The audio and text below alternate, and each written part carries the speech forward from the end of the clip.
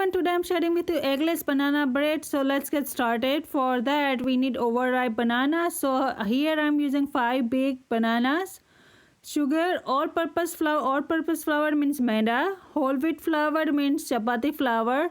Oil, cinnamon, baking powder, baking soda, vanilla essence, and pinch of salt. That's all we need. Okay, so make sure you use overripe banana for this recipe. Overripe means they are sweet, so we don't need to add too much sugar.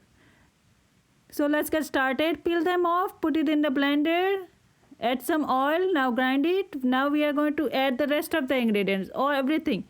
All purpose flour means Maida, salt, whole wheat flour, oil, cinnamon, baking powder, baking soda, vanilla essence, pinch of salt, everything. Now you blend everything. Now the mixture is ready to go. This mixture is so easy to prepare. I mean, it does not require so many ingredients. So, and it's like one pan, one short thing, you know. So let's prepare bread loaf pan. I'm putting some oil around it. Make sure you do it. This way your bread doesn't stick.